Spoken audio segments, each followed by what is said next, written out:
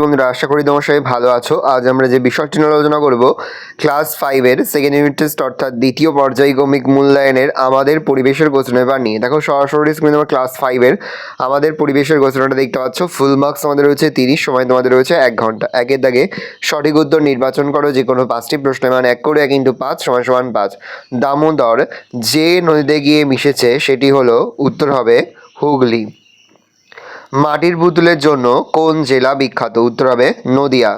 মানুষের সবচেয়ে বড় সম্পদ হলো বুদ্ধি। বাঁশের কেল্লা তৈরি করেছিলেন তিতুমির। হারভেস্টার যন্ত্র দিয়ে কি করা হয়? ধান কাটা ঝাড়া হয়। দার্জিলিং জেলার প্রধান ফসল কি? চা।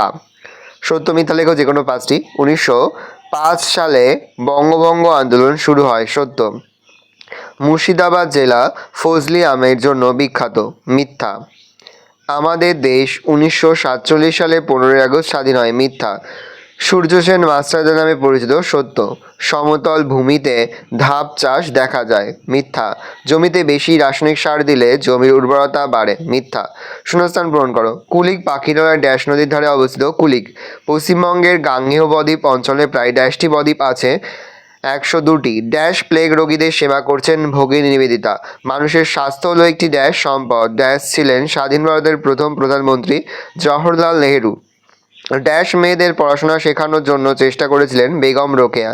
একটি অর্থকারী পোকা হলো মৌমাছি। একটি বাক্যে উত্তর যে কোনো 5টি। নিত্যবহ নদী কাকে বলে? যে সমস্ত নদীতে সারা বছর জল থাকে তাকে নিত্যবহ নদী বলে। পশ্চিমবঙ্গের সর্বোচ্চ পর্বতশৃঙ্গের নাম কি? সান্দাকফু। টেরাকোটা শিল্প কোন জেলায় অবস্থিত? বাঁকুড়া। দুজন বাঙালি বিজ্ঞানের নাম লেখো। দুজন বাঙালি বিজ্ঞানী তাদের শিক্ষক ছিলেন আচার্য জগদীশচন্দ্র বসু, আচার্য প্রফুল্লচন্দ্র রায়। দুজন মনীষীর নাম লেখো যারা বাল্যবিবাহ সতীদাহ প্রথার বিরুদ্ধে লড়াই করেছেন। দুজন সমাজ সংস্কারক ছিলেন রাজা রামমোহন রায় ও ঈশ্বরচন্দ্র বিদ্যাসাগর। ধাপ চাষ কাকে বলে? পাহাড়ি অঞ্চলে সিঁড়ির মতো ধাপে ধাপে জমি তৈরি করে চাষ করা হয়, একেই ধাপ চাষ বলে। আমন ধান কোন সময়ে চাষ করা হতো? আমন ধান বর্ষাকালে চাষ করা হয়। কয়েকটি লুপ্তপ্রায় মাছের নাম লেখো। ন্যাদোষ, খুসলা, সরপুঁটি, মৌরলা প্রভৃতি হলো লুপ্তপ্রায় মাছ। 2 থেকে 3টি বাক্য উত্তর যে কোনো 5টি। কলকাতা শহরের দর্শনীয় স্থানগুলির নাম লেখো বা কলকাতা শহরের টিকা লেখো। কলকাতা হলো হুগলি নদীর তীরে অবস্থিত রাজ্যের রাজধানী শহর। কলকাতার অন্যতম দর্শনীয় স্থানগুলি হলো Raj Bhavan, Indian museum, Kolkata high court, Birla planetarium, Eden garden, Victoria Memorial, চিড়িয়াখানা, ফোর্ট উইলিয়াম, পাতাল রেল, কলকাতা বন্দর প্রভৃতি। নদীমাতৃক সভ্যতা বলতে কী বোঝো? আগেকার দিনে নদীর ওপর নির্ভর করেই মানুষ বেঁচে থাকতো। নদী ছিল তাদের মায়ের মতো। তাই নদী তীরবর্তী অঞ্চলে মানুষের বসবাসের ফলে যে সভ্যতা গড়ে ওঠে সেটি নদীমাতৃক সভ্যতা নামে পরিচিত। সমাজ সংস্কারে রাজা রামমোহন, বিদ্যাসাগর ও ডিওজের অবদান লেখো। আগেকার দিনে আমাদের সমাজে অনেক ভুল ধারণা প্রচলিত ছিল। বাড়িতে মেয়ে জন্মালে অনেকে দুঃখ পেত। মেয়েদের বেশি লেখাপড়া শিখতে দেওয়া হতো না। কম বয়সে মেয়েদের বিয়ে দেওয়া হতো। কখনো কখনো বর মারা গেলে বউকেও তার সঙ্গে পুড়িয়ে মারা হতো। এইসব অন্যায় অবিচার দেখে রামমোহন, বিদ্যাসাগর ও ডিরোজিও প্রতিবাদ করেন। অনেক লড়াই করে তারা এইসব অত্যাচার বন্ধ করেন। দেশের সমস্ত মানুষ যাতে লেখাপড়া শিখতে পারে তার ব্যবস্থাও করেন। তারা বই লেখেন, স্কুল বানান এবং সমাজকে নতুনভাবে গড়ে তোলেন। সাধারণতন্ত্র দিবস আমরা পালন করি কেন? সাধারণতন্ত্র মানে হলো সাধারণ মানুষ হয়ে দেশ চালাবে। এখানে রাজার কোনো অস্তিত্ব থাকে না। আজ যে সাধারণ লোক পরে সেই ভোটে জিতে সরকারের প্রধান হতে পারে। 26শে জানুয়ারি আমাদের স্বাধীন দেশটা আমরা কেমন চালাবো তারই এমন নিয়ম চালু হয়েছিল। সেই দিনটাকে স্মরণ করে আমরা প্রতি বছর 26শে জানুয়ারি তারিখকে সাধারণতন্ত্র দিবস হিসাবে পালন করি। ডিভিসির পুরো কথাটি লেখো। কেন ডিভিসি তৈরি করা হয়েছিল? ডিভিসির পুরো নাম দামোদর ভ্যালি কর্পোরেশন। দামোদর নদের বন্যা নিয়ন্ত্রণ করার জন্য ডিভিসি সংস্থাটি গঠন করা হয়েছিল। ঠিক করা হয়েছিল পাহাড় থেকে দামোদর নদ দিয়ে গড়িয়ে আসা বর্ষার জল জমিয়ে রাখা হবে। পশ্চিমবঙ্গের সীমান্তের কাছে অনেকগুলো জলাধার হবে, সেখানে জল আটকে রাখা হবে, তাতে বন্যা হতে পারবে না। পরে সেই জল অল্প অল্প করে ছাড়া হবে যাতে সেই জল সারা বছর চাষের কাজে লাগে। লুপ্তপ্রায় মাছ সংরক্ষণ করার 2টি উপায় লেখো। লুপ্তপ্রায় যেসব মাছ আছে যেমন সরপুঁটি, মোরলা, ন্যাদোষ, খরশোলা প্রভৃতি, সেই সমস্ত মাছের চাষ বেশি পরিমাণে করতে হবে।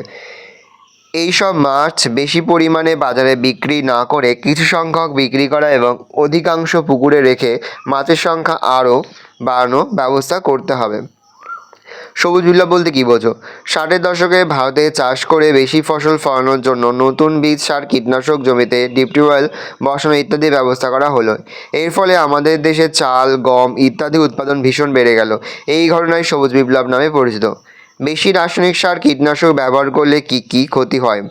রাসায়নিক সার জমিতে বেশি দিলে প্রথমে ফসল উৎপাদন বাড়লেও পরে জমির উর্বরতা কমে গিয়ে চাষের ক্ষতি হয়। আর কীটনাশক বেশি ব্যবহার করলে মৌমাছি প্রজাপতির মতো জমির বন্ধু পোকারা মারা পড়ে। এছাড়া ফসলে মিশা বিষ খাদ্যের মাধ্যমে শরীরে গিয়ে শরীরের ক্ষতি করে।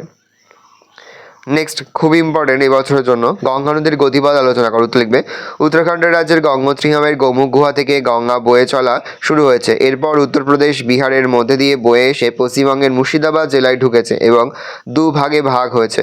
বেশি চওড়া অংশটা পদ্মা নামে দিয়ে বাংলাদেশে ঢুকেছে আর অন্য অংশ পশ্চিমবঙ্গের ভেতর দিয়ে বয়ে গেছে। এর নাম ভাগীরথী, হুগলি জেলার হুগলি। ডায়মন্ড হারবার হলদিয়া পেরিয়ে ভাগীরথী বা ভাগীরথী হুগলি বঙ্গোপসাগরে পড়েছে। ভালো করে দেখে নাও, এই রোজ টোটাল তোমাদের সেকেন্ড ইউনিট টেস্ট অর্থাৎ দ্বিতীয় পর্যায়ক্রমিক মূল্যায়নের ক্লাস 5-এর আমাদের পরিবেশের প্রশ্নপত্র। ভালো করে প্রশ্নপত্র দেখে নাও। আশা করি ভিডিওটা ভালো লেগেছে। ভিডিওটা ভালো লাগলে ভিডিওকে লাইক করতে ভুলবে না। আমার নতুন হও তাহলে সাবস্ক্রাইব প্রেস করে পাশে বেল আইকন প্রেস করে নতুন করে ভিডিও আপলোড করি সবার ফার্স্ট নোটিফিকেশন তোমরা পেয়ে যাও। আর এই ভিডিওটি তোমার বন্ধু বান্ধবী, আত্মীয়স্বজন সবার মধ্যে কিন্তু অনেক শেয়ার করে দিলে। বছর ক্লাস 5-এ পড়ছে। আমরা কিন্তু ইতিমধ্যেই ক্লাস 5-এর প্রতি বিষয়ের সিলেবাস, প্রশ্ন এবং নমুনা প্রশ্নপত্র কিন্তু আপলোড করে দিন। এখনও পর্যন্ত সেই ভিডিওগুলো না দেখে থাকো, ভিডিওগুলো কিন্তু তাড়াতাড়ি তোমাদের সকলকে জানাই আগাম পরীক্ষার অনেক শুভেচ্ছা এবং অভিনন্দন। আশা করি সকলের পরীক্ষায় খুব ভালো হবে।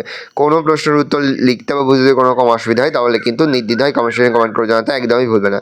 আর এই প্রশ্নপত্রের পিডিএফ ফাইলটা কিন্তু আমাদের ফেসবুক পেজ রয়েছে এডুকেশন ফ্যামিলি, সেখানে কিন্তু আমরা আপলোড করে দিতে, কিন্তু অবশ্যই সেখান থেকে এই প্রশ্নপত্রের পিডিএফ ফাইলটা সংগ্রহ করে নেবে।